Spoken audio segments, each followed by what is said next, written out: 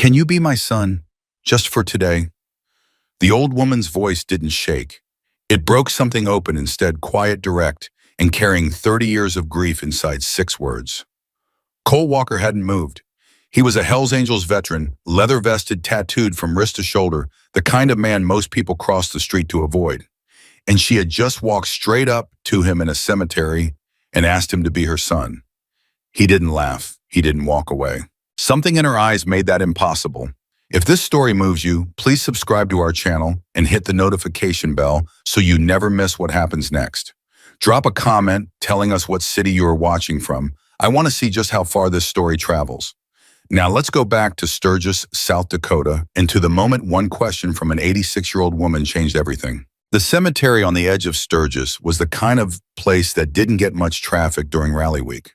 Every August, a few 100,000 motorcycles rolled into this small South Dakota town, and the noise of it, the engines, the music, the laughter from the bars reached almost everywhere. Almost. Out here past the hardware store and the grain elevator and the chain-link fence bordering the county road, the sound softened to a low hum. The headstone stood quiet. The grass grew a little longer than it should have. Cole Ridge Walker had ridden past the cemetery a dozen times over the years. He'd never stopped. Not for any particular reason, just the way a man in motion tends to keep moving. But that morning, something made him ease off the throttle, something he wouldn't be able to explain later, even when people asked. He pulled the bike onto the gravel shoulder and cut the engine. There was a woman standing alone at one of the graves near the far corner. He could see that much from the road. Old, silver hair, a blue coat that looked wrong for the August heat. The fabric faded at the shoulders like it had been worn for years through every season, and she'd simply stopped noticing. She wasn't crying. She wasn't praying with her hands folded or her eyes closed. She was just standing there completely still, looking down at the headstone like she was waiting for it to say something back. Ridge sat on the bike for a moment, then he climbed off. He wasn't sure why. He told himself later it was because she looked like she might fall. She was thin, almost weightless looking. Her shoes planted carefully in the uneven grass like she was concentrating hard on staying upright. But the truth was simpler than that, and he knew it even then. She looked alone in a way that had nothing to do with geography. He walked toward her, slowly, boots crunching on the gravel path, giving her time to hear him coming. He didn't want to startle her. She turned before he was halfway there. Her eyes were gray-blue and sharp. Whatever age had taken from her body, it hadn't touched her eyes. She looked at him the way you look at someone when you've already decided something, not sizing him up, not afraid but certain, like she'd been expecting him. He stopped a few feet away. "Morning, ma'am. You all right?" She didn't answer right away. She looked at him, all of him, the leather vest with its patches, the tattoos climbing his forearms, the silver in his blonde hair, where the years had started making themselves known, and her expression didn't change. Not even a flicker of the wariness he was used to seeing in people who didn't know him. "You have kind eyes," she said. "I noticed that first." Ridge blinked. He'd been called a lot of things. Kind eyes wasn't usually in the top 10. "Thank you," he said because he didn't know what else to say. She turned back to the headstone. He could read it from where he stood. Daniel Thomas Whitmore, United States Marine Corps. Below the dates, a single line he answered when his country called. "My son," she said. He was 24. It was a long time ago now, but it doesn't feel that way on his birthday. Ridge took his hat off. He didn't think about it. It was just what you did. "I'm sorry," he said. "Thank you." She was quiet for a moment. "Do you have children?" "A daughter. She's in Colorado. We talk when we can." The woman nodded slowly, like that answered something. "Then you understand. You understand what it is to love someone that much, to have them be the realest thing in your life." "Yes, ma'am." She turned to look at him again. Her hands were clasped in front of her, the knuckles swollen with age, and she held them so tightly her fingers had gone white. And then she said it. "Can you be my son, just for today?" The words hung in the air between them. Ridge opened his mouth, closed it. His first instinct, the trained, practical, self-protective instinct of a man who'd learned early that entanglement cost you, was to say something gentle and step back. To offer condolences, wish her well, get back on the bike. He was here for Rally Week. He had people waiting. He had plans. None of that came out. "Ma'am," he said carefully. "What do you mean?" She exhaled. It wasn't a sigh of impatience. It was the exhale of someone who had been holding their breath for a long time. My name is Margaret Whitmore. I'm 86 years old and I live 12 minutes from here in a house my husband and I built in 1961. My husband passed 14 years ago. Daniel. She glanced back at the grave. He was our only child. He died before he ever had children of his own, so there are no grandchildren. There is no one left who carries any of us forward. Ridge listened. He didn't interrupt. Every year on Daniel's birthday, I come here in the morning, and then in the afternoon, my nephew Evan throws a small gathering at the community center. He says it's for my birthday. Mine is the same week, but it isn't really. It's for business. Her voice stayed level, but something tightened around her eyes. Evan has been trying for the better part of 2 years to get me to sign documents that would give him and his wife control of my finances and my property. I have refused. Each time I refuse, the pressure increases. Ridge's eyes narrowed slightly. What kind of documents? Power of attorney at first, then something more complicated, a trust arrangement, they called it. Their attorney drew it up. I had my own attorney look at it 18 months ago, and he told me not to sign, so I didn't. But Evan dismissed him as, she paused, choosing words as someone who didn't understand family. And today they have a new document, and a doctor's assessment they commissioned themselves. Apparently, I am no longer mentally capable of managing my own affairs. For the first time, something flickered in her expression, not fear, but fury. Pure and controlled and very old. I am 86 years old, not 6. I know exactly what is happening. Ridge looked at her for a long moment. So what are you asking me, ma'am, specifically? I want someone standing beside me today who looks like he cannot be pushed around. She said it plainly without apology. Evan is a bully. He has always been a bully. And bullies operate on isolation. If I walk in there alone, he will treat me the way he always does, as if I am already gone, as if my opinions and my wishes are simply inconveniences to be managed. But if I walk in with a son, she let it trail off. You don't actually have a son. No, I don't. She held his gaze. But for today I could, if you were willing. The silence stretched between them. Somewhere behind Ridge, a truck rumbled past on the county road.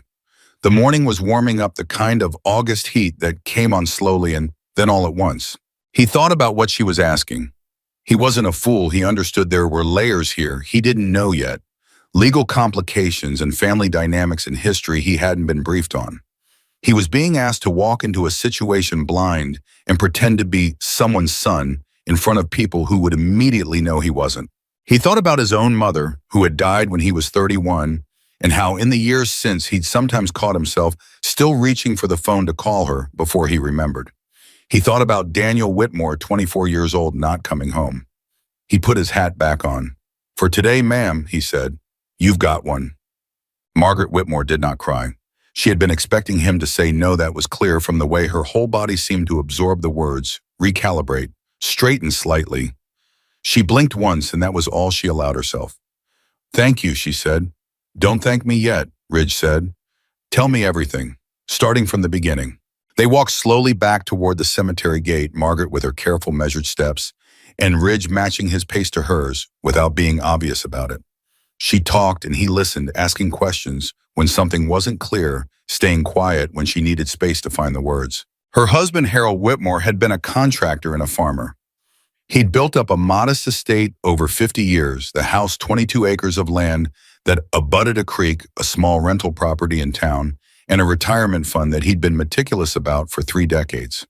When he passed, Margaret had inherited all of it, managed it carefully, never asked anyone for help she didn't need. Evan was Harold's brother's youngest son, a nephew by blood not particularly close through most of Margaret's life. He'd reappeared about 3 years ago, suddenly very interested in her well-being. Called regularly, visited, brought his wife Diane, who spoke to Margaret in a careful, slow, loud voice that made Margaret's eye twitch. He believes I'm going to die soon, Margaret said without bitterness.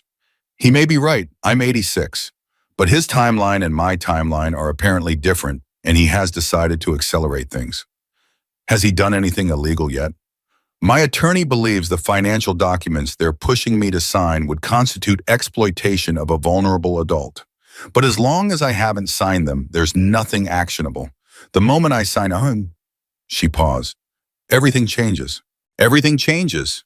Ridge stopped walking. Ma'am, if you have an attorney who's already looked at this and flagged it, why isn't he here today?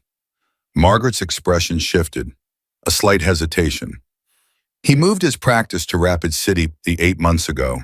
I've been meaning to engage someone local. I haven't gotten to it. You're going to need more than me today. I know that. Do you know anyone here in Sturgis? Attorney Judge, anyone like that? She thought for a moment. There's a retired judge, Robert Calloway, who attends my church. I don't know if he... Can you call him? She looked at him. Right now. Right now. She reached into the pocket of her blue coat and produced a phone so old it didn't have a touchscreen, just physical buttons worn smooth from years of use. She scrolled through her contacts with the careful deliberateness of someone who'd never quite made peace with the technology. Ridge watched her and felt something solidify in his chest. The thing he'd been trying to name since the moment she'd asked him her question. It wasn't pity.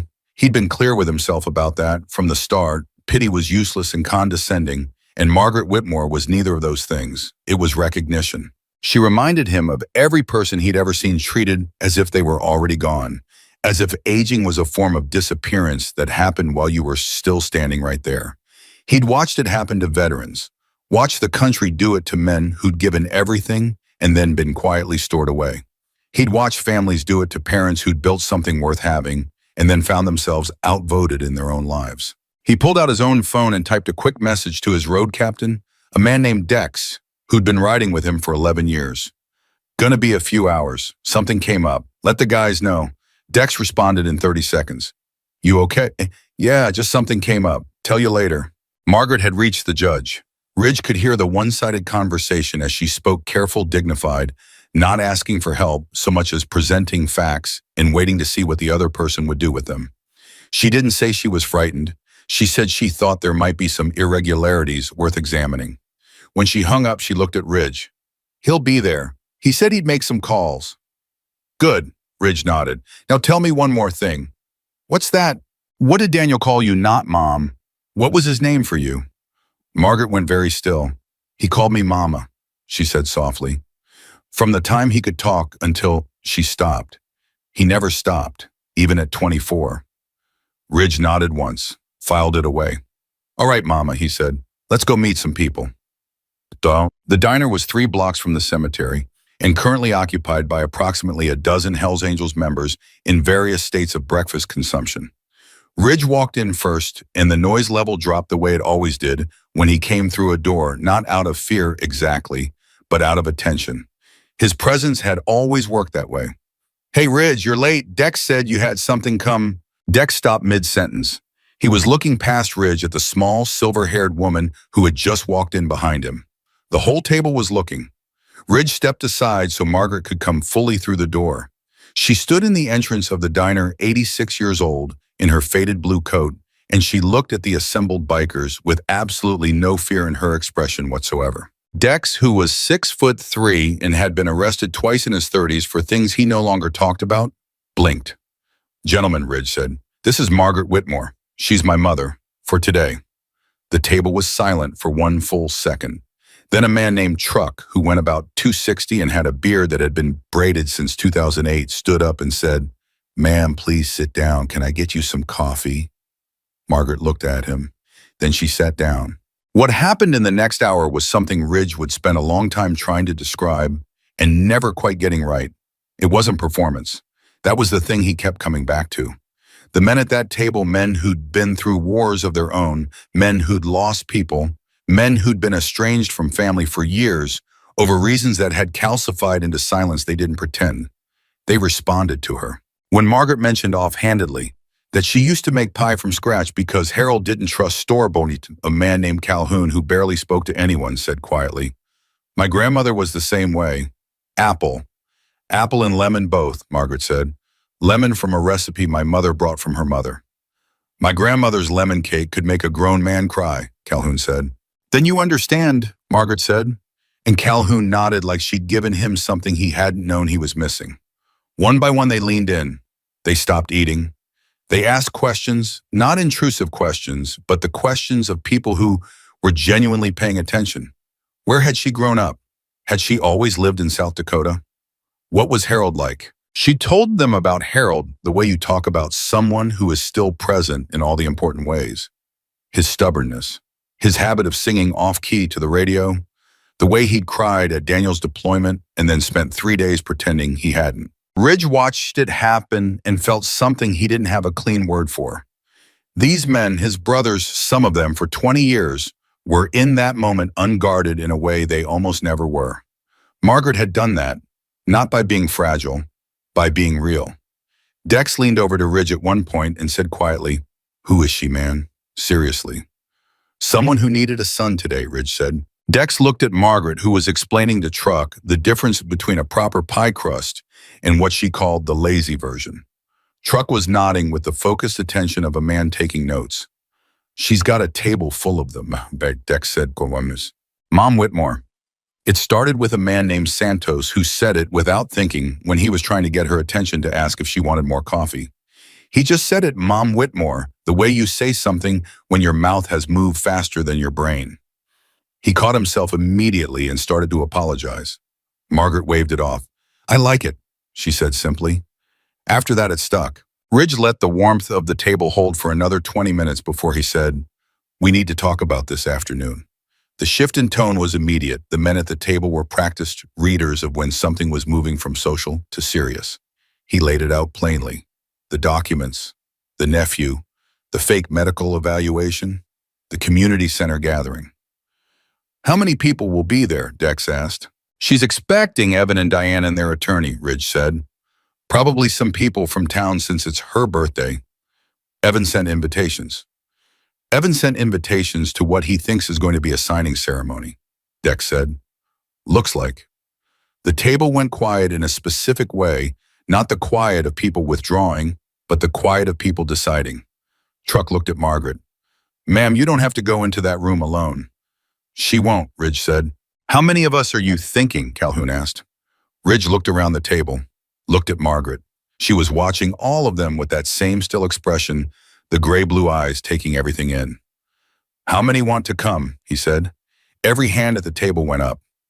Margaret looked at the raised hands. Then she looked down at the table surface for a moment. When she looked back up, her jaw was set. "He is going to be very surprised," she said. Truck started to laugh, a deep rolling sound that shook his whole chest.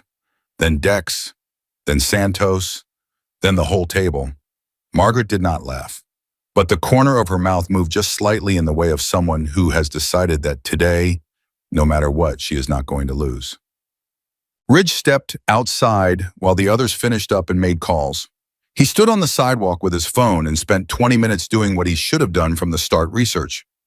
The name Evan Whitmore came up 3 times in local property records, twice as a party in a civil dispute, once in a public record, tied to a business that had dissolved under circumstances the brief public notice didn't fully explain. Nothing criminal, but the shape of it was recognizable. He called a contact, a paralegal named Val, who'd helped the chapter navigate a legal situation 2 years back. He read her the description Margaret had given of the documents and what Margaret's previous attorney had flagged. Val was quiet for a moment. "That's a conservatorship setup," she said. "Dressed up as a trust. If she signs that and the medical eval is already in the record, a sympathetic judge could formalize it within 60 days. She would lose the ability to make her own financial and medical decisions without any criminal wrongdoing." "Without anything provably criminal," Val said. "If it's structured right, it's just family taking care of an elderly relative, which is what it would look like on paper. What would she need to block it? Evidence that the medical evaluation was bad faith, her own competency assessment from an independent professional, an attorney present when any documents are introduced, and witnesses, credible witnesses who can testify to her mental clarity." Ridge thought about the retired judge making calls, about a diner table full of men who'd just watched Margaret Whitmore's school truck on pie crust with the precision and recall of someone whose mind had absolutely nothing wrong with it. "We've got witnesses," he said. "Then get her an attorney for today," Val said. "Even a volunteer, even just someone who can put themselves on record as present." He was already dialing before he hung up. By the time they were ready to leave for the community center, 3 things had happened that changed the shape of the afternoon. First, Judge Robert Calloway had called Margaret back and confirmed he'd be at the community center by 2 o'clock. He'd also, without being asked, contacted a local attorney named Patricia Hess, who did elder law pro bono work and who was at that moment reviewing the document description Margaret had relayed to him. Second, a man from the diner table, a quiet, wide-shouldered member named Gerald, who almost never talked about himself, mentioned that before he'd patched in, he'd spent 12 years as a bank manager in Wyoming. He had looked at the financial structure Margaret described and said 3 words, "That's a siphon." Everyone looked at him. "I've seen this twice," Gerald said. "Once in a family situation, once in a business partnership. The trust structure they're describing doesn't protect her assets. It redirects them, slowly, through layers. By the time anyone notices, the money is somewhere else." Margaret heard every word of this. She sat with it for a moment. "I knew something was wrong," she said. "I didn't know the exact shape of it." "Now you do," Gerald said. The third thing that happened was smaller, and Ridge almost missed it. He was at the counter paying the bill when he noticed Margaret talking quietly with Dex. He couldn't hear the words, but he saw Dex reach into the inside pocket of his vest and produce a small, worn photograph, the kind of thing men who ride carry with them for reasons they don't often explain. He held it out to her, and she looked at it, and her hand came up to her mouth for just a moment. Ridge didn't ask about it until later. When he did, Dex said simply, "My mom, she passed in 2019. She looked a little like her around the eyes." Ridge had nothing to say to that, so he just nodded. They left the diner together, Margaret and a dozen bikers moving down the sidewalk in the August heat, and the morning that had started in a cemetery with 6 quiet words had become something none of them had planned for, and none of them wanted to stop. The community center was waiting. Evan Whitmore was waiting, and Margaret Whitmore walked toward it with her chin level and her blue coat on, and 30 years of loss and love and refusal to disappear shaping every step she took. She did not hold Ridge's arm. She walked beside him, equal.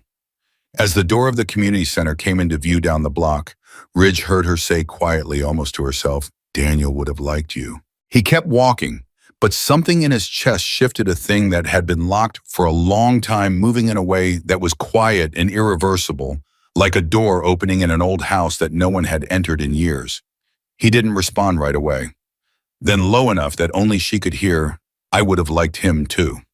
The community center door opened at exactly 2:15 in the afternoon, and Evan Whitmore walked in looking like a man who had already won. That was the first thing Ridge noticed. Not the pressed khaki pants or the too young haircut or the leather portfolio tucked under his left arm like a weapon he hadn't drawn yet. It was the walk, the specific loose-shouldered stride of someone who had rehearsed this day in his head so many times that his body had already decided how it ended. Evan was 51 years old, maybe 52. Taller than Ridge had pictured from Margaret's descriptions, with a wide, soft face that had probably been charming once and had since settled into something that worked better in boardrooms than living rooms. His wife Diane followed 2 steps behind him, slim and careful, carrying a smile that didn't reach anything above her cheekbones.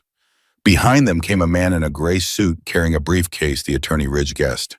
Young, focused, already scanning the room. The room scanned back. 31 Hells Angels members had come. Ridge hadn't asked for that number. He'd asked the table at the diner, and word had moved the way it always moved in the chapter, quickly and without drama. By the time they'd walked the 4 blocks from the diner to the community center, there were men falling in from side streets, from the parking lot, from the coffee shop on the corner.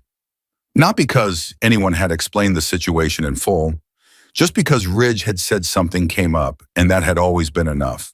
They were seated when Evan walked in, not standing, not posturing, seated at the long folding tables that lined the community center floor. The kind of setup that usually meant potluck dinners and town hall meetings. Margaret sat at the center table, Ridge to her left, Judge Calloway to her right.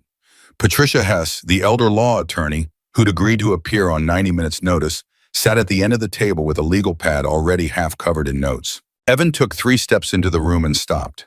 His eyes moved, first to Margaret, then to the judge, then to the attorney with the legal pad. Then slowly, like a man watching a horizon he doesn't understand, across the 31 leather vests arranged around the room. The room was absolutely silent. Diane walked into Evan's back because he had stopped without warning. She caught herself, stepped aside, and for the first time her smile showed the strain behind it. The attorney in the gray suit said nothing. He had gone very still. Evan recovered faster than Ridge had expected. That was worth noting. The man had a certain practiced resilience, the kind that came from years of talking people into things they didn't want to do. He adjusted his grip on the portfolio, put a version of his smile back on his face, and crossed the room toward Margaret. "Aunt Margaret," he said warmly, "happy birthday. I didn't realize you were bringing," he paused, a gesture at the room, "so many friends." "They're family," Margaret said. Evan's smile didn't waver. "Of course," he looked at Ridge. "And you are Cole Walker," Ridge said, "Margaret's son." The pause that followed was brief but complete. Evan looked at Ridge, then at Margaret, then back at Ridge, measuring, recalculating, searching for the angle. "Margaret doesn't have a son," he said. "Still pleasant, still controlled." "She does today," Ridge said. Evan set the portfolio on the table. "This is a family matter, Mr. Walker. I appreciate you being here for her, I do. But what we need to discuss this afternoon is, Mr. Whitmore." Patricia Hess spoke from the end of the table without looking up from her legal pad. "I'm Patricia Hess. I'm an attorney specializing in elder law. I've been retained to review any documents presented here today. If you're planning to introduce legal materials, I'll need to examine them before Margaret reviews them. That's non-negotiable." Evan turned to look at her. "I wasn't told there would be legal representation here." "No," Patricia said pleasantly, "you weren't." Something moved behind Evan's eyes. A quick recalibration. He pulled out a chair across from Margaret and sat down, and Diane sat beside him, and the gray suit attorney took a position at his shoulder. The three of them had the look of people adjusting tactics midfield. Judge Calloway, who had said nothing yet, leaned slightly forward in his chair. He was 73 years old, compact and white-haired, and he had the particular stillness of men who had spent decades watching other people make mistakes in front of them. He didn't introduce himself. He didn't need to. Evan had clearly recognized him because a small muscle at the corner of Evan's jaw had tightened the moment he'd registered the judge's face. "Aunt Margaret," Evan said, turning back to her, his voice shifting to something softer and more intimate, a voice designed for private conversations, not public rooms. "I know this might feel like a lot, but everything we've put together is for your protection. You understand that, right? We just want to make sure that if anything happens, you're taken care of." Margaret looked at him steadily. "I know exactly what you want, Evan. Of course you do. And I think when you look at the documents without another glance at the room, outside influence, you'll see." "I'd like to see those documents now," Patricia said. Evan looked at his attorney, a brief exchange, eyebrows only. The gray suit attorney opened his briefcase and produced a document about 30 pages thick, bound with a blue cover. He slid it down the table toward Patricia. She picked it up without ceremony and began reading. The room waited. The waiting was where Evan made his first mistake. He couldn't tolerate it. Most people in a room of 31 bikers watching them in silence would have gone quiet. Waited for their attorney to guide the process, let the paperwork do the talking. Evan Whitmore started talking. "I want everyone in this room to understand," he said, addressing not just Margaret but the assembled tables, "that we've been managing a very difficult family situation for over 2 years. My aunt is an extraordinary woman. She's also 86, and the reality of her situation—" "I'm right here," Margaret said. "The reality of her situation is that she needs support. The estate Harold built is substantial, and it deserves proper management. We're not here to take anything. We're here to protect it." "For who?" Ridge asked. Evan turned to him. "Excuse me. You said protect it. I'm asking for who? For her or for after?" A ripple moved through the room, not noise, just the particular quality of attention shifting. Evan recognized it. He was smart enough for that much. "For her," he said carefully. "Entirely for her." "Then she won't mind keeping control of her own finances," Ridge said. It's not that simple, unfortunately. There are complexities with an estate of this size, Gerald." Ridge said it without raising his voice. Gerald, from his seat 3 tables back, said, "The trust structure in that document creates a managing trustee position with discretionary authority over disbursements and asset allocation. The named trustee is Evan Whitmore. The beneficiary is listed as Margaret, but the trustee controls the timeline and conditions of any disbursement. She can't access her own money without his sign-off." Dead silence. Evan stared at Gerald. "Who are you?" 12 years as a bank manager," Gerald said. "I've read a lot of documents." Evan turned back to the table. Something had shifted in his face. The pleasant layer was still there, but it had thinned. That's a mischaracterization of a standard. Mr. Whitmore. Patricia Hess set down the document. Her voice was still even, but something in it had changed weight. Page 11, subsection 4C, the medical evaluation attached to this filing. Can you tell me who conducted it? Evan glanced at his attorney. Dr. Philip Arend. He's a licensed. Dr. Arend's license has been under review by the state medical board since March, Patricia said, for irregularities in cognitive assessments commissioned by third parties in estate matters. 2 of those cases were later overturned. She paused. When was Margaret's evaluation conducted? Silence from Evan. Mr. Whitmore, when was the evaluation conducted? February, Evan said, before the board review began. Yes. And was Margaret's primary physician consulted or informed? Another pause. Longer this time. This is... Evan leaned forward, his voice dropping to the register that people use when they're trying to make something sound reasonable that isn't. This is being made into something adversarial when it doesn't have to be. We're family. We're trying to help an elderly woman who has been making increasingly... Don't, Margaret said.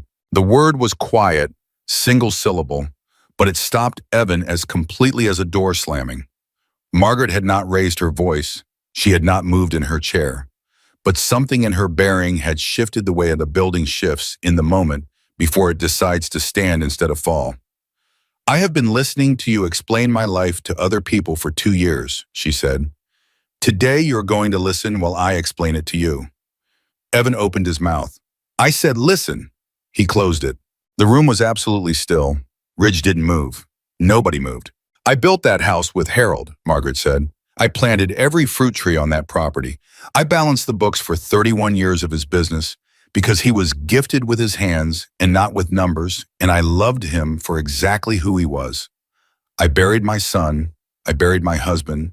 I managed the estate through a market crash, in a drought, in a year when the furnace went out in January, and I was 68 years old, and I fixed it myself because it needed to be done.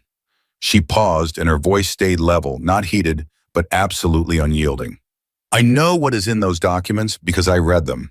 All of them, including the ones you sent me in June that you described in your cover letter as routine. Evan's face had gone careful in a way that was worse than his smile.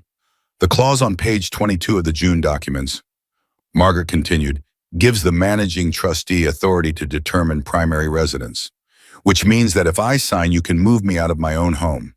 She looked at him. I'm 86, Evan. Not dead and not stupid. The silence that followed had a different texture than the silences before it. This one had weight in it. Diane reached over and put her hand on Evan's arm, a steadying gesture or a warning one. Judge Calloway, still without raising his voice, said, Mr. Whitmore, I'd recommend you consult with your attorney before this goes any further. The gray suit attorney was already leaning toward Evan's ear. What happened in the next 10 minutes was quieter and more brutal than anything Ridge had expected.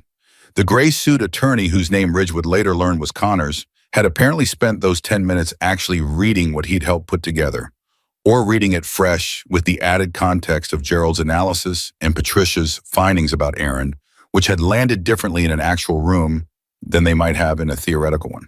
Connors asked for a 15-minute recess. He and Evan stepped into the hallway. Nobody in the room spoke much while they were gone. Truck got up quietly and poured Margaret a glass of water from the pitcher on the side table. She accepted it. A man named Birch, who had the build of a linebacker and the temperament of a librarian, asked Judge Calloway a quiet question about conservatorship law that the judge answered in a low voice without any ceremony. Dex leaned over to Ridge and said, How are you doing? Fine, Ridge said. Dex looked at him. That's not what I asked. Ridge glanced at Margaret, who was sitting quietly, both hands around the glass of water, her gaze somewhere on the middle distance. He said, I don't know how she's still sitting in that chair like that. Because she's been sitting in that chair for 2 years, Dex said. She just usually does it alone. Evan and Connors came back in. Connors sat down and opened his briefcase and began methodically and without meeting anyone's eyes replacing documents inside it. Evan sat across from Margaret. He'd lost the walk. That was the first thing Ridge noticed. The loose-shouldered winning stride was gone. What was left was just a man in a chair who had been caught, and who knew it and who had not yet decided what to do with that. Aunt Margaret, he said. Don't, she said again. I need to. Evan! Her voice was not angry. It was tired in the way that is worse than angry, the tiredness of someone who has been right about something for a long time without satisfaction. We are not going to do this here. Whatever you need to say to me, you will say to my attorney. Patricia has my information. You or your attorney can contact her. She paused. That's how this works now. Evan looked at her for a long moment. Then he looked at Ridge, one long measuring look, the kind that was trying to find something to hold on to and not finding it. He picked up his portfolio and stood up. Diane stood without a word. Connor snapped his briefcase shut. As they walked toward the door, Truck shifted slightly in his chair, just enough to make room, or just enough to be noticed, it wasn't clear which. Santos watched from the far table without expression. The room was the kind of quiet that has teeth in it. At the door, Evan stopped. He didn't turn around. This isn't over, he said. Yes, it is, Patricia said from the end of the table, still writing on her legal pad.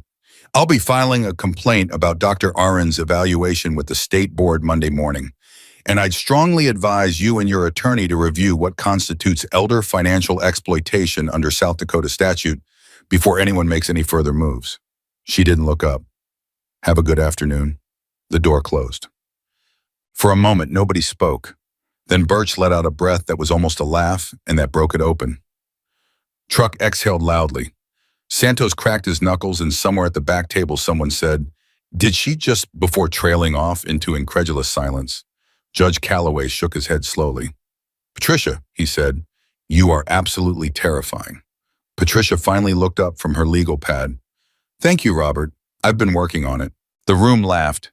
Even the people who'd been completely silent for an hour laughed. Ridge looked at Margaret. She wasn't laughing. She was sitting with her hands still wrapped around the water glass, looking at the closed door.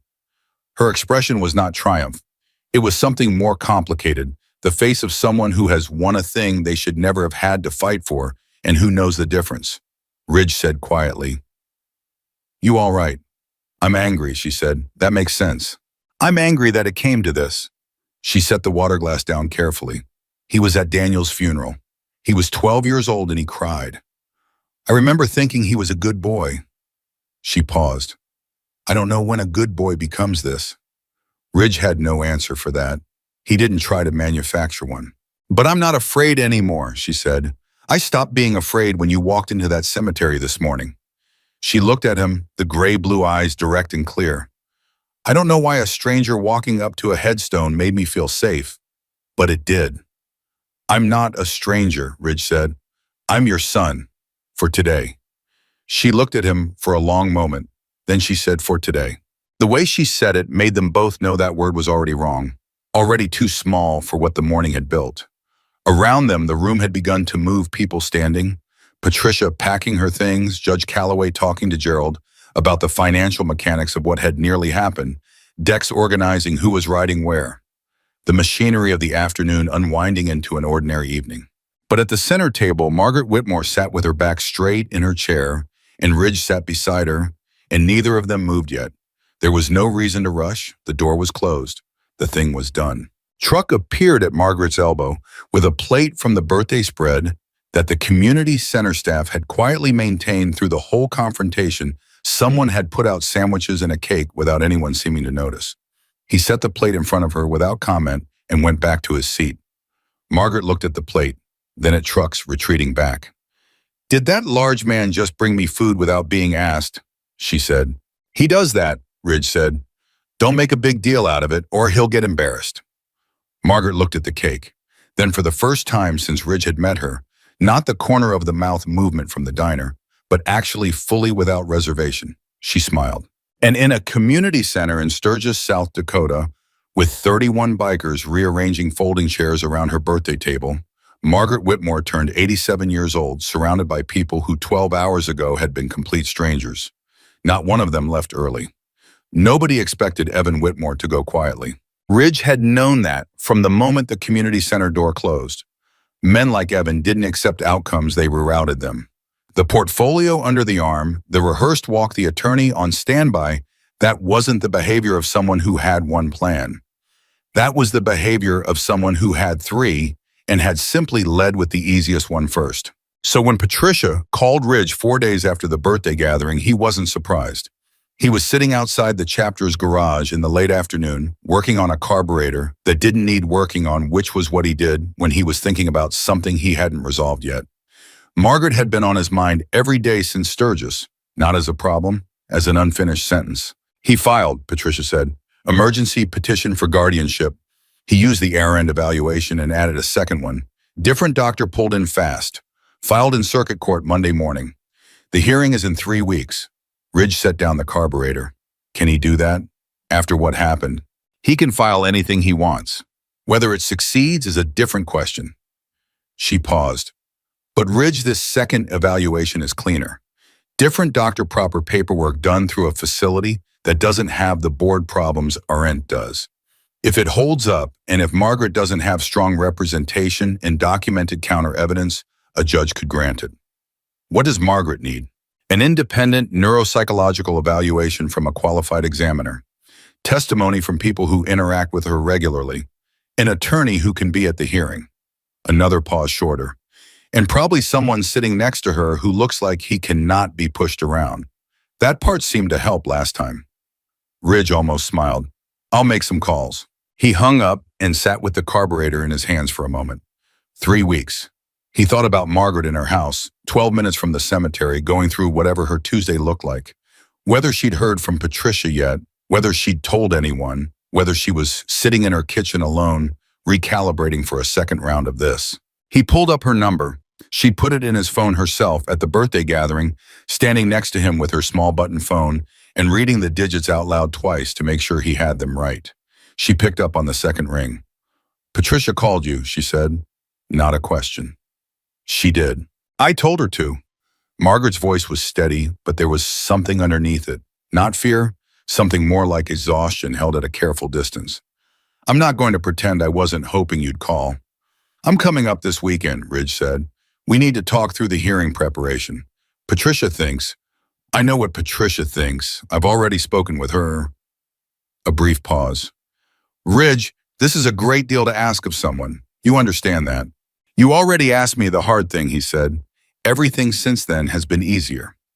She was quiet for a moment.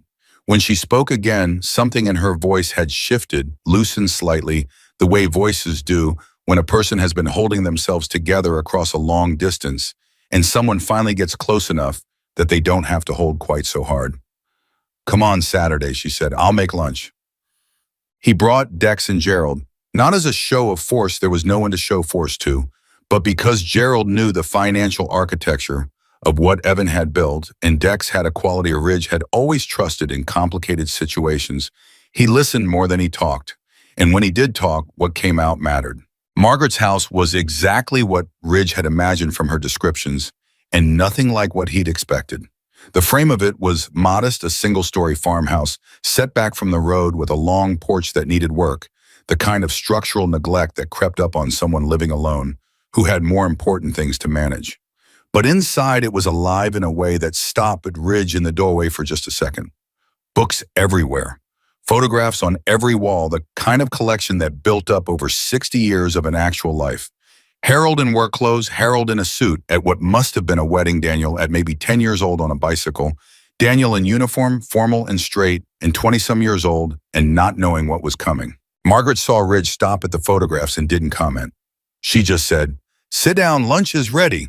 And that was enough. Over soup and bread and the kind of conversation that builds trust faster than most people realize about Harold's contracting business, about what Gerald had done in Wyoming, before he'd patched in about Dex's habit of collecting vintage road maps that he kept rolled under his bunk for no reason I can explain. Ridge watched Margaret evaluate all three of them with the precise, unrushed attention of someone who had been reading people for 86 years and trusted her own conclusions. She asked Gerald specific questions about the financial structure. He answered in plain language, no condescension, and she tracked every word and asked 2 follow-up questions that made Gerald pause before answering, which was not a thing Gerald did often. When he finished the second answer, he looked at Ridge and said nothing, but his expression said she's sharp. What Evan has built, Gerald said, but she's not airtight. The second evaluation was done faster than proper protocol allows 6 days from referral to report.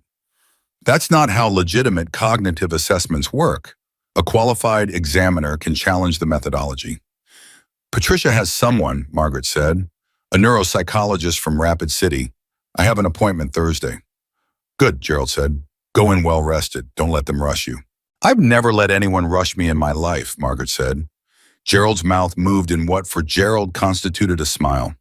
After lunch, when Dex and Gerald were on the porch and Ridge was helping Margaret clear the table, she had refused his first offer and accepted his second, which told him something about how she operated. She said without looking up from the dishes, "How many men in your chapter have estrangements in their families?" Ridge thought about it honestly. More than half, some of them by choice, some not. Is that what drew them to at the club? Part of it, for some of them, all of it. He handed her a dish to dry. Men who grew up without fathers or who had fathers they couldn't be around. Men who couldn't hold a family together and lost one. They find a different kind. Margaret dried the dish with the slow, steady attention she gave everything. Daniel would have been 54 this year. I think about who he would have become. I think about it a great deal. She set the dish aside. He was the kind of young man who collected people, brought everyone home. Our kitchen was always full. She paused. It's been quiet for a long time. Ridge didn't fill the silence. He'd learned that about her already. She didn't need the silences filled. She needed them respected. I'm not naive about what this is, she said after a moment. I'm 86. I know that what started in that cemetery is not something that continues forever. You have a life, a chapter, a daughter in Colorado. I'm not building a permanent structure on a foundation that was never meant to hold one. Margaret, let me finish. She turned to look at him directly, and the gray-blue eyes had the same quality they'd had in the cemetery, certain reading past the surface. What I am saying is that whatever this is, even if it is only these few weeks, only the hearing, only this one fight, it has already meant more than you know. Not because I needed to be saved. I would have found a way through this regardless. She said it with complete conviction, and Ridge believed her. But because I hadn't laughed in a room full of people since Harold died, and at that table on Saturday, I laughed until my face hurt. Ridge had nothing immediate to say to that. The kitchen was quiet. Truck brought me a second piece of cake with wood asking Swan, she said. He thought I didn't see him looking over to check that I'd eaten the first one. He does that, Ridge said. He's a good man, she said simply. They all are. Whatever roads brought them to where they are. She turned back to the dishes. Now stop standing there and hand me that bowl. So, the 3 weeks before the hearing moved in the particular way of time under pressure, fast in the wrong moments and brutally slow in the ones that mattered. Patricia filed Margaret's counter-documentation on a Thursday. The independent neuropsychological evaluation came back clean, not just adequate, but definitively clear with the examiner's notation that Margaret's cognitive scores placed her in the top 15% for her age cohort. Gerald worked with Patricia to build a financial analysis of the Whitmore estate that demonstrated exactly how the trust mechanism would have functioned, documented in plain language with source citations from 2 separate estate law references. Ridge drove to Rapid City and back twice in 10 days. Dex made the trip once on his own, carrying documents Patricia needed signed. Margaret called Ridge on 3 separate evenings, never late, always around 7, always starting with something ordinary before getting to the thing she'd actually called about. The third call, she said, I found a letter Daniel wrote me from overseas, his 3rd deployment. I hadn't read it in 15 years. She paused. He said, Mama, don't let anyone make you smaller. You're the biggest person I know, and I mean that in every good way. I thought you should know that's what he thought of me. He was right, Ridge said. She was quiet for a moment. Then be at the courthouse at 8:30. Don't be late. I won't be late. Bring coffee. That courthouse waiting room is terrible. He brought coffee for 33 people. The courthouse had a parking situation that had clearly not anticipated what arrived at 8:15 on a Wednesday morning in October.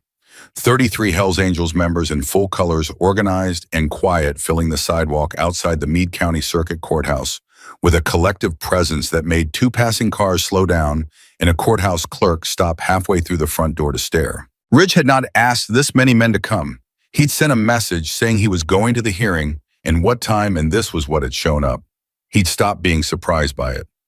Margaret arrived at 8:20 in a dark green dress and her good shoes, Patricia beside her, and she looked at the assembled men on the courthouse steps without breaking stride. She accepted the coffee Ridge held out for her, looked at the crowd, and said, "Did you sleep at all last night?" "Some," he said. "You look like you slept none." She sipped the coffee. "Don't tell me you were worried. I forbid it." "I wasn't worried," he said. She looked at him with the eyes that saw through things. "Liar," she said almost fondly. Patricia steered them inside before Ridge could respond. The hearing was held in a small courtroom with institutional lighting and wooden benches that had been uncomfortable since the 1980s. Evan and Diane were already there when Ridge and Margaret came through the door. Connors was back, the gray suit attorney who had apparently recovered his nerve or been given no choice. And there was a second attorney with him, now a woman in her 50s, with silver-streaked hair and the particular economy of movement that came from spending years in courtrooms. Ridge felt the second attorney immediately. She was better than Connors. Serious preparation, organized files, none of the slightly off confidence that had undermined Connors at the community center. Evan had upgraded. He mentioned this to Patricia in a low voice as they settled. "I know," she said.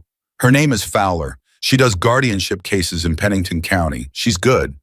She arranged her papers without looking up. "So am I." The judge was a woman, early 60s, with the no-nonsense manner of someone who had seen every variation of family dysfunction that money and property could produce and had stopped being surprised by any of it. She read the petition summary, read the counterfiling, and asked both parties' attorneys to confirm they were ready to proceed. Fowler spoke first.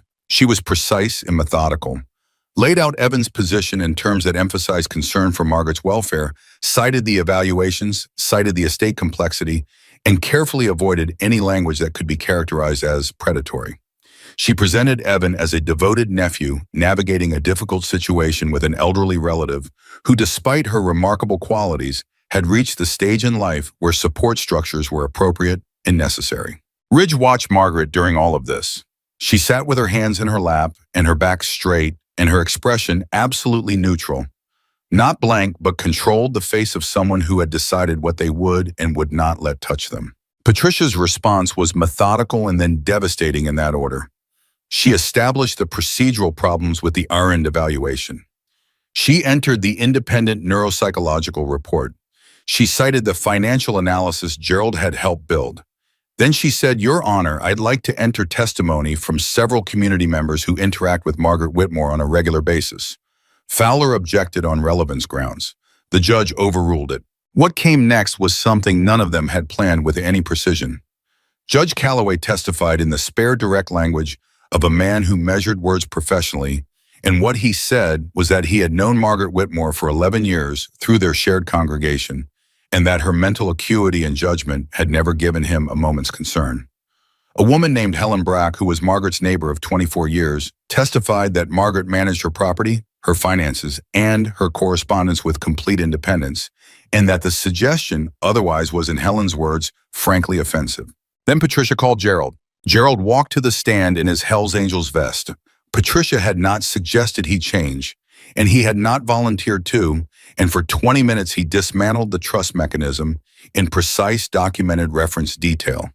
He explained the discretionary disbursement clause. He explained the residence determination clause. He explained what the combined effect of those clauses would mean for a living person's daily autonomy. He cited specific sections. He cited the 2 estate law references. He spoke in the voice of a man who had spent 12 years explaining financial structures to people who trusted him, and every word of it landed. At one point, Fowler attempted a cross-examination that suggested Gerald lacked the credentials to characterize the legal implications of the document. Gerald acknowledged he was not an attorney, and then walked through the credentials he did have: 12 years bank management, certified trust officer qualification, 2 years on a state financial advisory panel, in the same even voice he'd used throughout. Fowler moved on. Ridge watched Evan through all of this, watched the jaw muscle tighten and release and tighten again. Watched Diane's hand on his arm, the same gesture as the community center, steadying or warning.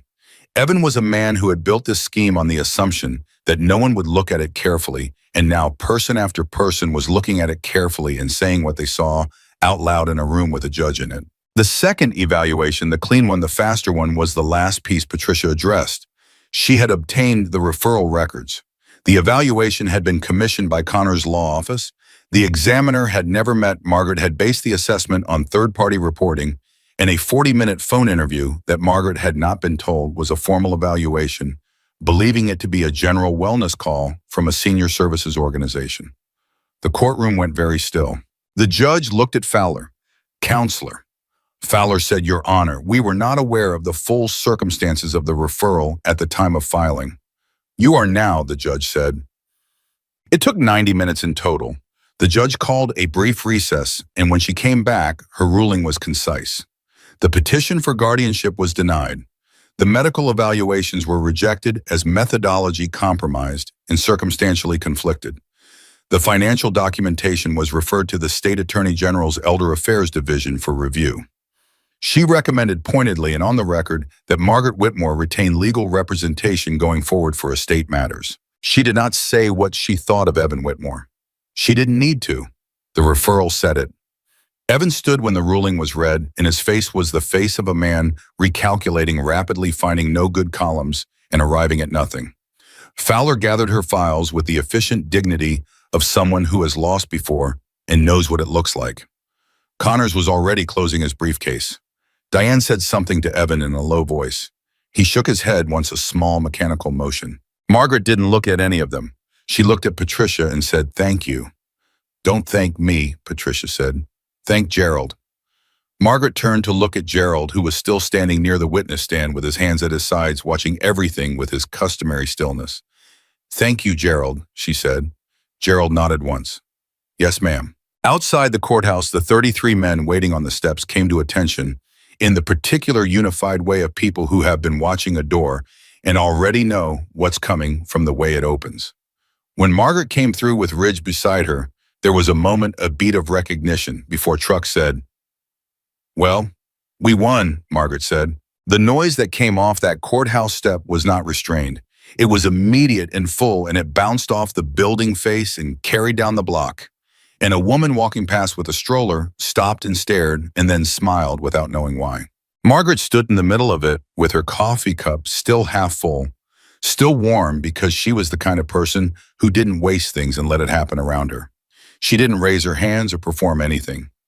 She just stood there upright in her dark green dress and her good shoes and let the sound wash over her like something she had earned. Ridge stood beside her. After a moment, she said without looking at him, "Daniel used to say that the days that matter most never look the way you think they will." "Smart man," Ridge said.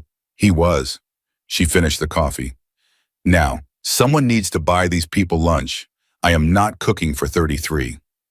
Truck, who had been listening, "I know a place." "Of course you do," Margaret said. She handed Ridge her empty cup and walked down the courthouse steps, and every man on those steps moved with her, and not one of them had anywhere else they needed to be. The lunch after the hearing turned into a 4-hour affair at a barbecue place outside of town that Truck had been to twice before and described as the kind of place where the food is serious. He was right. They pushed 6 tables together, and the owner, a man named Dale, who had the permanent smoke smell of someone who had built his life around a pit, took one look at the assembled group and said nothing except, "How many?" and then disappeared into the kitchen. Margaret sat at the head of the arrangement without anyone suggesting it. It simply happened, chairs moving people, settling the natural gravity of the afternoon, arranging itself around hers, the way rooms tend to arrange themselves around the person who has just won something hard. She ordered the brisket and ate most of it, which Truck noted with visible satisfaction. The conversation that afternoon was different from the diner, different from the birthday gathering. The crisis structure was gone. Nobody had a role to play or a position to defend. What was left was just people who had been through something together, eating and talking, and finding out in the way you only can after the pressure releases who they actually were to each other.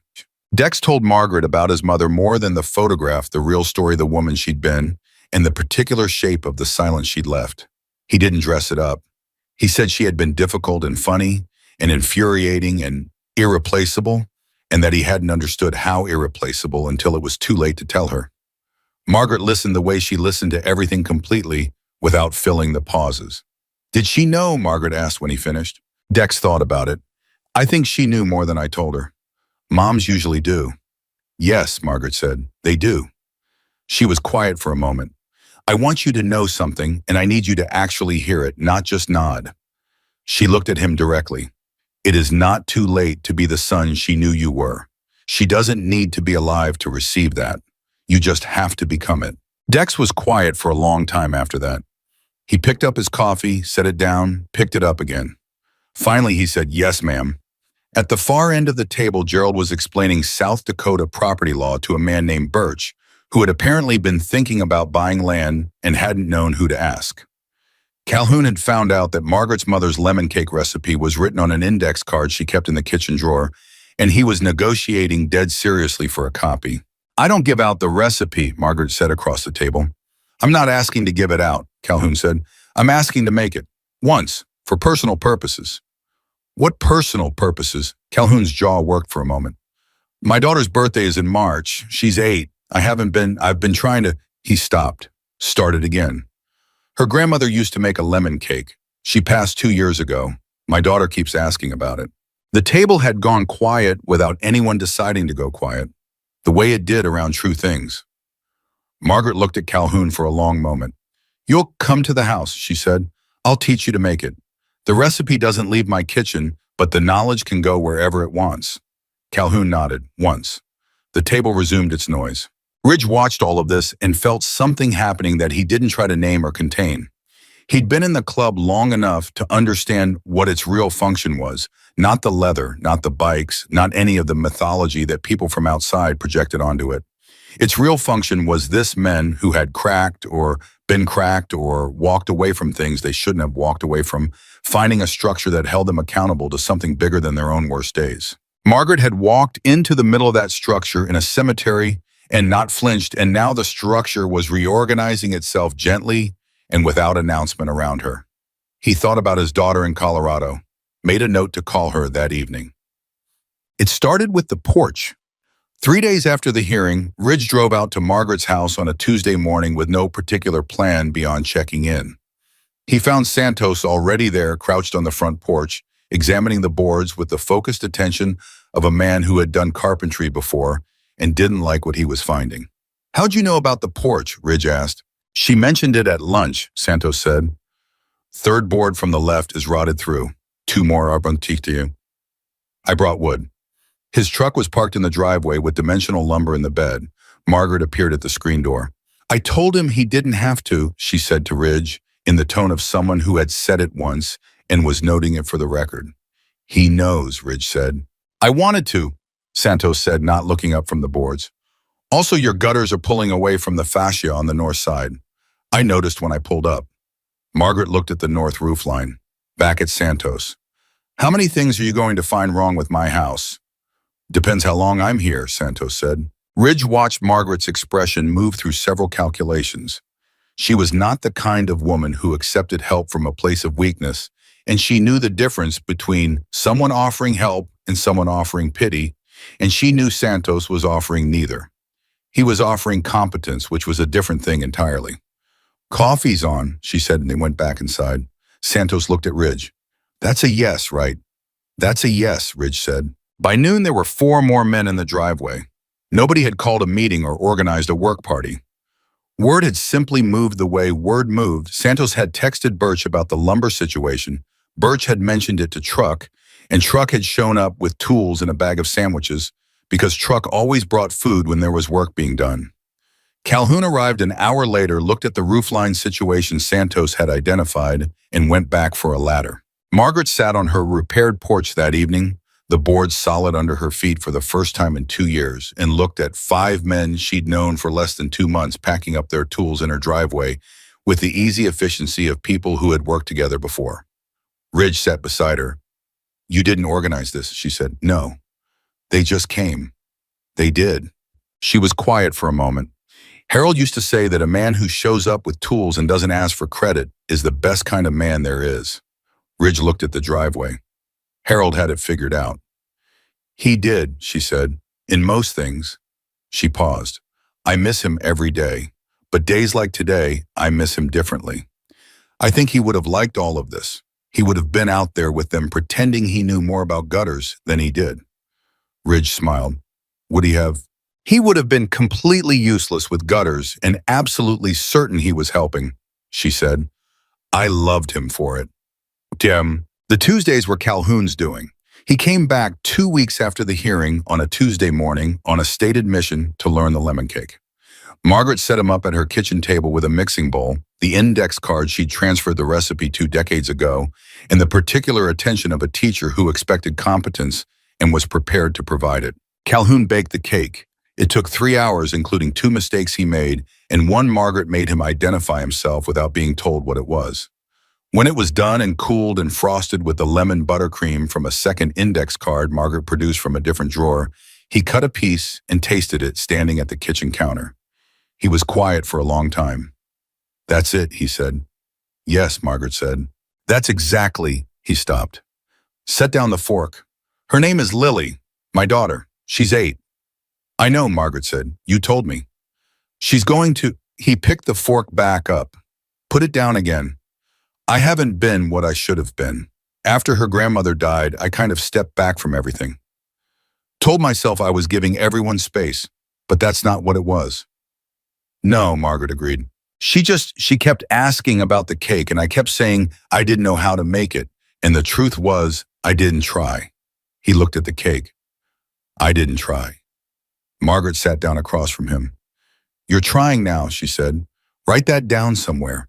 When Lily is grown and you're tempted to tell her the story of all the ways you failed, write this down first. Write down the Tuesday you drove 40 minutes to an old woman's kitchen because you wanted to get something right. Calhoun nodded. He picked up the fork again and didn't put it down. After that, he came back every other Tuesday. Sometimes he baked. Sometimes he just sat in Margaret's kitchen and drank coffee and talked, and Margaret listened and occasionally said things that cut straight through whatever he'd spent the previous 2 weeks telling himself. He started calling her on Wednesdays sometimes just to follow up on something she'd said. He drove Lily up on a Saturday in December, and the 8-year-old sat at Margaret's kitchen table and ate lemon cake and told Margaret at length about her school's Christmas play, and Margaret listened to every word with the full attention she gave everything, and Lily left with a second piece wrapped in foil and announced in the car that Margaret was her friend. Calhoun called Ridge that evening and said, she said Margaret was her friend. I heard, Ridge said, 8 years old, and she just, kids know Mason, Ridge said. They always know. How on? The Tuesday visits became a fixture. Not just Calhoun by late fall, someone from the chapter was at Margaret's house most Tuesdays, and sometimes more than one. The porch had led to the gutters. The gutters had led to a broken fence section. The fence had revealed a problem with the irrigation line to her garden that Birch spent an entire Saturday afternoon solving.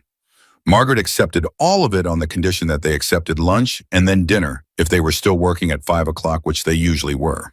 She started baking for the clubhouse on the weeks she didn't have visitors. Apple pies first, then the lemon cakes, then a ginger molasses cookie that Santos brought back from one visit and described to the table with the reverence of a man who had experienced something that reorganized his priorities. There was a Tuesday in November when Ridge arrived at the house to find 3 bikes in the driveway. He hadn't expected trucks Birch's and a man named Reyes, who rarely left the garage on weekdays. All 3 were in the kitchen. Margaret was at the stove. The conversation was loud and overlapping and completely ordinary. Ridge stood in the doorway for a moment before anyone noticed him. He watched Truck, 260 pounds braided beard, a man whose public face had always operated somewhere between imposing and opaque, laughing at something Margaret had said with the unguarded fullness of someone who had completely forgotten to maintain any front at all. Reyes had his elbows on the kitchen table and was telling a story about his truck's transmission with the aggrieved detail of a man being genuinely listened to. Birch was eating a cookie. Margaret saw Ridge in the doorway and said, "You're late. There's coffee." "I didn't say I was coming," Ridge said. "You always come on Tuesdays," she said and went back to the stove. Ridge said momentum. Later, when the others had gone and he was helping Margaret put away the dishes, she'd stopped pretending she didn't want the help, which Ridge had registered as something she said. "That man, Reyes, he's been carrying something heavy for a long time." "He has," Ridge said. "He's going to tell you what it is soon. He's been working up to it for 3 Tuesdays. She handed him a bowl. "When he does, don't give him a solution right away." He doesn't need a solution. He needs someone to hear it first. Ridge looked at her. How do you know that? Because he talks around the edges of it, but he watches your face when he does, she said. He's checking whether it's safe, whether you'll still be there after. She dried her hands. You will be. He just doesn't know that yet. Ridge stood with the bowl for a moment. Has anyone ever told you that you're a little terrifying? Harold told me regularly, she said without a trace of anything but affection. He meant it as a compliment, and I received it that way. The state attorney general's office opened a formal inquiry in November, 4 weeks after Judge Calloway submitted his own written account of the birthday confrontation to the Elder Affairs Division. The inquiry was into Evan Whitmore's financial activities related to the estate, specifically the trust mechanism, the RN evaluation, and a series of earlier financial transfers Margaret hadn't known about until Patricia had gone through the records. Patricia called Ridge when it was confirmed. It's going to take time, she said. These things always do. But it's open, it's moving, and Evan's attorney has already been in contact about cooperation, which means they know what's in those records. Will Margaret need to do anything? Provide documents, probably some testimony, but nothing like the hearing. She knows all of this already. I called her first. What did she say? Patricia paused. She said, good. Harold built that estate one honest board at a time, and I'm not going to let anyone take a splinter of it without a fight. And then she asked if I wanted to come for lunch on Sunday. Ridge absorbed that. Did you say yes? I said yes, Patricia said. Obviously. No. The twist that changed everything came on a Wednesday in early December, and it arrived not from Evan or the court or any of the structures they'd been fighting. It arrived from Patricia, who had been going through estate records with the thoroughness she applied to everything, and who found something that nobody had been looking for. She called Ridge first, which told him it was serious. The rental property in town, she said, the one Harold bought in 1987. I was verifying titles and I found a lien, filed in 2019. It's not Evan. It's a contractor dispute been sitting there for 4 years. The contractor filed it, then apparently moved away, and no one noticed because Margaret didn't know about the lien process and her previous attorney didn't flag it. What happens if it isn't cleared? If it sits much longer, the contractor's estate he passed last year could apply to have it enforced. In the worst case, it could affect her ability to sell or refinance. Patricia paused. The amount is $11,000, which is not enormous, but it's real, and I need Margaret to understand what her options are before she hears this from anyone else. I'll come with you, Ridge said. I thought you might say that, Patricia said. They drove out together on a Thursday morning. Margaret sat across from them at the kitchen table and listened to Patricia explain the lien situation with complete still attention. She asked 2 precise questions about the legal timeline and one about the contractor's estate and who administered it. Then she was quiet for a moment. I have the money, she said.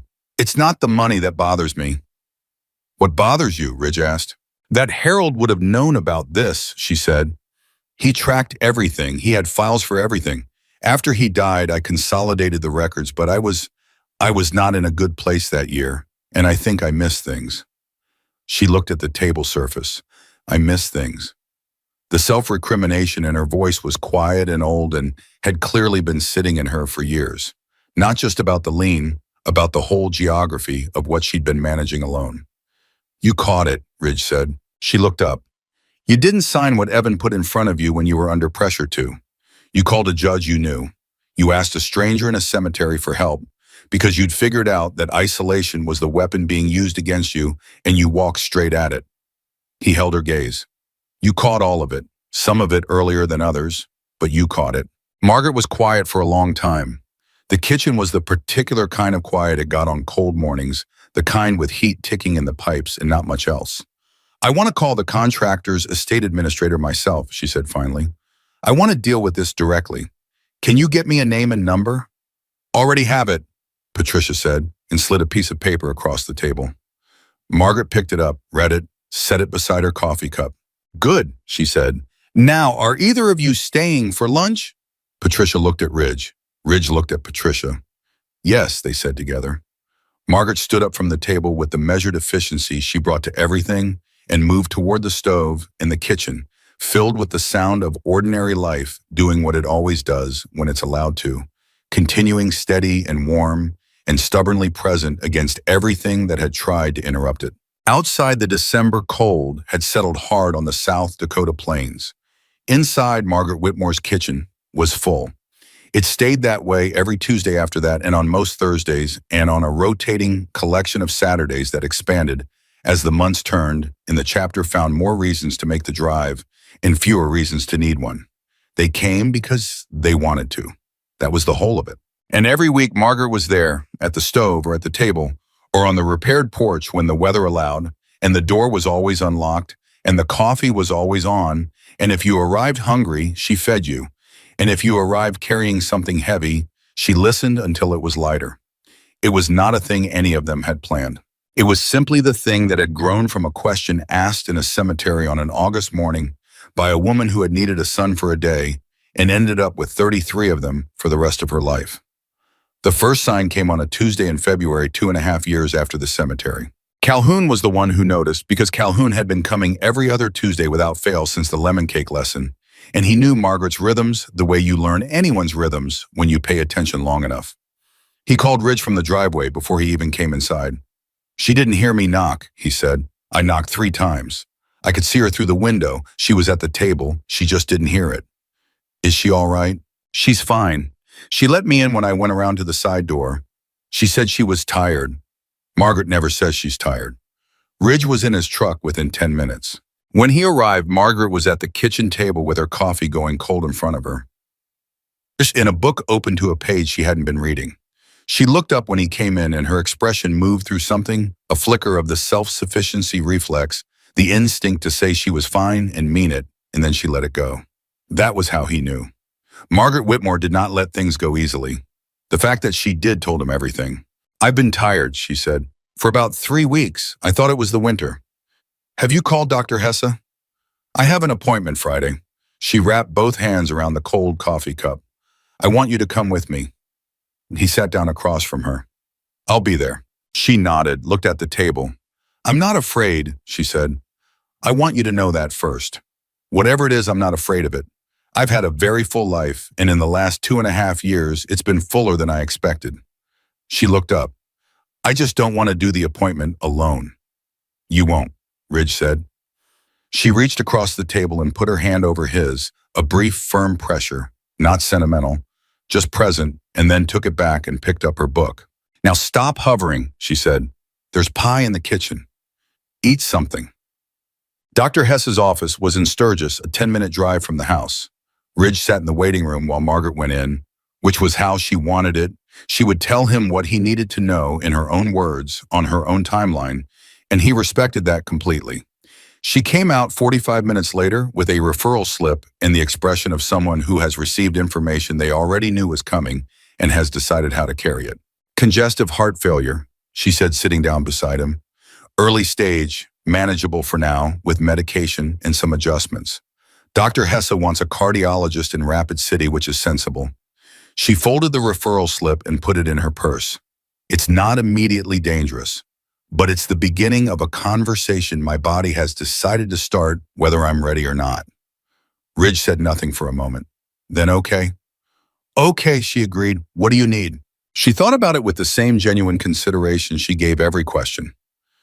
"I need someone to drive me to Rapid City on the 17th. I need Patricia to look at my estate documents because I want everything updated and clean before it becomes relevant. And I need nobody to treat me differently." She looked at him directly. "That last one is the most important. I'm not a dying woman. I'm a living woman with a heart that's working harder than it should. Those are different things." "I know," Ridge said. "Tell the others when you think they need to know. But tell them the same way I just told you, factually, not as a tragedy." Ridge called the chapter that evening. He told them what Margaret had said in the same words she'd used because he couldn't improve on them. The call was quiet on the other end for a moment. Then Dex said, "She called it a conversation her body decided to start." "That's right. That's the most Margaret thing I've ever heard." "Yeah," Ridge said. "It is." The months that followed moved with the particular quality of time that has become precious without becoming dramatic. Margaret's life didn't contract, it adjusted. She reduced the Tuesday baking to every other week, not because she'd been asked to, but because she'd done her own calculation and arrived at conservation of energy as a sensible strategy. She kept her Friday church. She kept her garden through the spring, accepting Birch's help with the heavier work without ceremony. Calhoun brought Lily up in April. The 8-year-old had become 9 and then 10 in the intervening time, and she arrived with the specific, focused energy of a child who had decided Margaret was important and acted accordingly, sitting close, asking real questions, listening to the answers with a seriousness that made the adults in the room exchange glances. Lily asked Margaret at some point during that April visit what it felt like to be old. The adults in the room held their breath slightly. Margaret looked at the 10-year-old with absolute seriousness and said, "It feels like being very young, but with better information." Lily thought about this. What kind of information? The kind that tells you what actually matters and what just felt like it did. Margaret handed her a cookie. The list of things that actually matter is shorter than you think, but each one weighs more. Lily ate the cookie and said, "What's on the list?" "You'll build your own list," Margaret said. "But I'll tell you what's on mine. People. That's most of it. The right people treated right at the right time." Lily looked around the kitchen, Ridge at the counter, Calhoun at the table, Santos fixing the latch on the back door that had been sticking since March. She looked back at Margaret. "Is that how you got all these people?" she said. Margaret smiled. "The full one, the real one. More or less." Jen. By summer, the cardiologist in Rapid City had adjusted her medication twice and was satisfied with the trajectory. Not improving that was not on the table, but stable, which was what they were managing toward. Margaret went to her appointments with Ridge or Dex, or once memorably, with Truck, who sat in the cardiologist's waiting room in full colors, and somehow managed to make the other patients feel simultaneously safer and more uncertain, which was a trick only Truck could pull off. The doctor, a no-nonsense woman named Dr. Park, had asked Margaret on the third visit, "Is that the same man who was here last time, the very large one?" "Different one," Margaret said. "I have several." Dr. Park looked at her chart. "How many?" 33 approximately, Margaret said. "Give or take." Dr. Park wrote something in her notes. Margaret had always suspected it was not medically relevant. The summer was the best season Margaret had in years by her own accounting. She said so to Ridge on a Tuesday evening in July when they were sitting on the repaired porch and the air had cooled from the afternoon heat into something bearable. She said it plainly the way she said most things without apology for the irony of it, that the best season of her 80s had come after a heart diagnosis and inside a friendship none of them had planned. "Harold would say, 'It's because you stopped being reasonable,'" Ridge said. Margaret considered this. "Harold would be right. You think he's watching all this?" She was quiet for a moment, the kind of quiet that wasn't avoidance but thinking. "I think he'd be very entertained," she said. "He always said I was the most capable person he knew and also the most stubborn, and that the two qualities were inseparable in me for better or worse." She paused. "He'd look at all of this and say, 'See, I told you, she'd be all right.'" Ridge looked at the yard, the repaired fence line, the fruit trees she'd planted 40 years ago still producing. "He was right," Ridge said. "He usually was," Margaret said. "Don't tell him I said that. He's insufferable enough." So the twist that none of them were prepared for arrived on a Thursday in late September. Patricia called Ridge at 7 in the morning, which was early for Patricia, which meant it was important. "The AG's office closed the Evan inquiry," she said. Ridge sat up. "Closed it how?" "Favorably, for Margaret." She paused. "They found enough to pursue civil penalties for the financial transfers made in 2020 and 2021. There were 2 transactions moving money through a shell account. Not enormous amounts, but documented and provable. Evan has agreed to a settlement, repayment plus penalties." She paused again longer. "And there's something else." Ridge waited. "In going through the estate records as part of the inquiry, they found an account Harold opened in 1994 that had been inactive since 2003. A small investment account. Margaret didn't know about it. Harold opened it as a separate retirement vehicle, and then the fund it was in merged with another company, and the paperwork went to an old address, and it just sat." Patricia's voice had shifted slightly, the tone of someone delivering unexpected good news who is still processing it themselves. "With 20 years of compound returns, it's worth a little over $200,000. Ridge said nothing. "Ridge, I heard you." Margaret doesn't know yet. I wanted you to know first because I want her to have someone with her when she hears this. The way the year has gone, I don't want her to get this news alone. He was in his truck in 4 minutes. He called Dex from the road. Come to Margaret's. Now. What happened? Is she? She's fine. Just come. Patricia was already there when Ridge arrived. Margaret was at the kitchen table with her coffee and the expression of someone who has been told to wait for information and is doing so with controlled impatience. She looked at Ridge when he came through the door. Whatever Patricia found, it's either very good or very bad. She has the same face for both. Very good, Ridge said. He sat down. Patricia laid it out of the account, the amount, the compound returns, the recovery process. She spoke clearly and without dramatizing it, which was the right way for this room. Margaret listened without interrupting. When Patricia finished, she was silent for a moment. Harold, she said, quietly, not to anyone in the room, just the name spoken into the kitchen. Then she pressed her hand flat on the table and looked at the ceiling and took one slow breath. He never said a word, she said. He just put it away, for later, in case there was a later that needed it. Her voice had a quality Ridge hadn't heard from her before. Not grief, something past grief, something that was grief processed into its purest form, which was love with nowhere left to go except outward. That is the most Harold thing he has ever done. Dex, who had arrived 3 minutes after Ridge and was standing in the doorway, said nothing. His jaw was set in the way it got when he was holding something. What do you want to do with it? Patricia asked gently. Margaret put both hands around her coffee cup. I want to think about it. A few weeks. She looked at Patricia. But I know some of what I want already. Tell me when you're ready, Patricia said. I will. Margaret looked around the kitchen, Ridge, Dex, Patricia, the house Harold built around her. Thank you, she said, all of you, for being the kind of people Harold's money is safe with.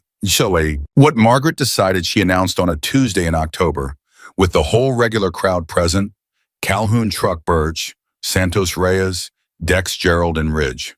She sat at the head of the kitchen table and told them what she'd found and what she planned to do with it in the plainest language she owned. The bulk of her estate, she said, was going where she'd always planned veterans programs, senior care children's services. She'd updated her will with Patricia. That part wasn't news. But Harold's account was different. That money she wanted to use while she was still alive to see it. She had already spoken to the director of the County Veterans Resource Center about a fund for emergency housing assistance, men and women who'd come home to nothing, who were one bad month away from losing whatever they'd managed to piece together. She'd spoken to a senior services coordinator about a transportation program for elderly residents who couldn't drive themselves to medical appointments but couldn't afford the existing services. And, she said, looking at Calhoun, I spoke to the director of the Family Services Office about a mentorship fund for fathers who are trying to come back. She held Calhoun's gaze. Not a judgment program, a support program, for men who want to get it right and just need someone to show up with them while they do. Calhoun's throat moved. He looked at the table. You didn't have to, he started. I know I didn't have to, Margaret said. That's why I did. The kitchen was quiet in a way that had texture and weight. Truck, after a moment, said in a voice that was several registers lower than his usual, Ma'am, I need you to know something. Tell me, she said. I grew up there wasn't anybody in my house who was actually paying attention. To me specifically. He said it without self-pity, just the flat factual tone of a man reporting what happened. And I don't know how to say this exactly, but coming here on Tuesdays, it fixed something. I don't have a better word for it. Fixed is a fine word, Margaret said. I need you to know it mattered. To me specifically. I know it did, Margaret said. I know because you kept coming back. People come back to the places that fix them. She looked at him steadily. And I need you to know something in return. Every one of you that walked through that door, you fixed things for me too. Things I didn't even know were still broken. The third winter was harder. Margaret didn't say so, but Ridge could see it in the appointments, in the medication adjustments, in the way Dr. Park's language had begun to shift from managing to monitoring. The heart was doing what hearts did when they'd been working for almost 90 years, not failing dramatically, just gradually negotiating the terms of its remaining time. Margaret navigated all of it with the same bearing she'd brought to everything from the cemetery onward. She didn't retreat. She didn't diminish. She made her phone calls and attended her church and sat on her porch when the days allowed it and held court in her kitchen on Tuesdays with whoever showed up. But she was lighter. Not in a frightening way, lighter in the way of someone who has put things down that they'd been carrying for a long time and found that the world didn't end when they did. She told Ridge in January, "I've written letters to each of you. Patricia has them." Ridge was quiet. "Not for yet," she said quickly, reading his face. "They're for whenever. I just wanted them done while I had everything I wanted to say completely clear." She paused. "I don't like leaving things unsaid. You know that about me." "I do," he said. "My letter to you is the longest," she said. "I want you to know that now so you're not surprised." He couldn't answer that. He looked at the table. "Cole." She used his real name, which she did only for the things that were most important. "What you gave me that morning in the cemetery was not just a day. You know that." "I know," he said. "You walked up to a strange old woman at her son's grave and you took your hat off. That was all it was at first, just that." Her voice was steady. And from that came everything. From one man deciding that someone standing alone was worth walking toward. He pressed his fingers flat on the table, keeping them still. "What you built here," she said, "is not a story about bikers being kind. It's a story about what happens when someone refuses to look away." She looked at him until he met her eyes. "Don't ever stop doing that. For the next person who needs it. There is always a next person." "I know," he said. "I know you know," she said. "I'm saying it anyway, because it's in the letter and I want you to have it twice." Dean Adam. Margaret Whitmore passed on a Wednesday morning in late March at home in the house Harold built in 1961 with the fruit trees she'd planted visible from her bedroom window and the sound of Birch's truck in the driveway because he'd come to check on the garden and stayed when it became clear that staying was the right thing. He called Ridge. Ridge called the others. By noon, there were 12 men sitting quietly in and around Margaret's house, doing what men do when they don't know what to do with grief. Small, useful things. Someone made coffee. Someone called Patricia. Someone went to the neighbor Helen's house because Helen needed to know and shouldn't hear it from a phone. Ridge sat in the kitchen at the table where he'd sat every Tuesday for 2.5 years and held the coffee cup she would have pushed toward him and did not try to make himself feel anything other than what he felt. The funeral was on a Saturday in April. 114 Hells Angels riders assembled at the church where Margaret had attended for 30 years, and when the service was done, they escorted her procession through Sturgis and out to the cemetery where it had all begun, past the hardware store, past the grain elevator, past the chain-link fence bordering the county road, the engines dropping to a low, respectful rumble as they turned through the gate. People lined the road. Not enormous crowds. This was a small South Dakota town, not a spectacle. But they came out of their houses and their shops and they stood on the shoulder of the road and watched. And some of them had their hands over their hearts, and some of them cried, and some of them simply stood and looked because they had heard about Margaret Whitmore and her 33 sons, and they wanted to bear witness to the end of a thing that had been worth watching from the beginning. Lily was there. Calhoun had brought her, and she stood beside her father with her hand in his and watched the procession with the serious, wide-eyed attention of a child who understands she is at something important. She didn't cry. Later in the car on the way home, she asked Calhoun, "Will you still go on Tuesdays?" Calhoun drove for a moment without answering. "I'll find a reason," he said finally. Lily nodded. "Good," she said. "Margaret said people come back to the places that fix them." Calhoun kept his eyes on the road. "She told you that?" "In April," Lily said. "The last time I saw her, I think she meant it for me too." Patricia read the will on a Monday, 2 weeks after the funeral. Most of it was what Margaret had announced at the October kitchen table meeting: the Veterans Fund, the Transportation Program, the Mentorship Fund for Fathers. A portion to local children's programs. A portion to the Senior Center's activities, budget with a specific note that it be used for things that made people laugh. At the end, Patricia read a final item. To Cole Ridge Walker, Margaret had left one thing: a small wooden box that had been in the house since 1968, the year Daniel had first gone to basic training. Inside the box were his military dog tags worn smooth from the years she'd handled them. Folded beneath them was a note on her personal stationery in the handwriting that had always been precise and clear. Patricia handed Ridge the box. He opened it at the table in front of the assembled men who had spent 3 years eating in Margaret's kitchen and fixing Margaret's fences and driving Margaret to appointments in Rapid City. He read the note. His face did not change for a long moment. Then it did slowly, completely, in the way of things that have been held together through discipline and love and finally have permission to come apart. Dex put his hand on Ridge's shoulder and left it there. Truck looked at the ceiling. Calhoun folded his hands on the table and bowed his head. The note said, "You only agreed to be my son for one day. Thank you for becoming one for the rest of my life. Daniel would have called you brother. Harold would have called you the son who showed up. I call you mine. Take care of each other. That is the only instruction I have left. All my love, et bon toi." They talked about her all afternoon at the long tables Patricia had set up in the community center, the same room where Evan had walked in expecting to win and walked out having lost everything that mattered. They talked about the specific things because specific things were what she'd been made of. The way she'd said Calhoun's name when he made the cake right. The way she'd handed Dex the photograph and known what it was without being told. The way she'd called Ridge a liar in the courthouse parking lot with something close to fondness in her voice. The way she'd sat in a cemetery on a summer morning with 30 years of grief in her eyes and chosen anyway to walk toward a stranger. That choice, that specific, improbable, fully Margaret choice, had built everything that followed. Every repaired board in Tuesday Pie and courthouse step and hospital waiting room. Every letter Patricia was holding for each of them. Every morning, Calhoun's daughter would someday spend at a kitchen table learning that the people who love you do not always carry your blood, but they always carry your name in the place where it matters most. Ridge drove home through the South Dakota evening with the wooden box on the passenger seat and Daniel's dog tags inside it and a woman's handwriting folded underneath them.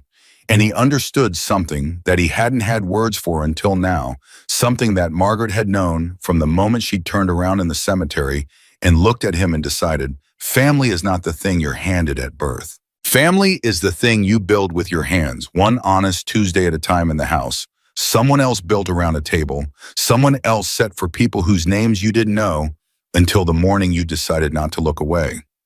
That was Margaret Whitmore's truth. She'd spent 89 years proving it.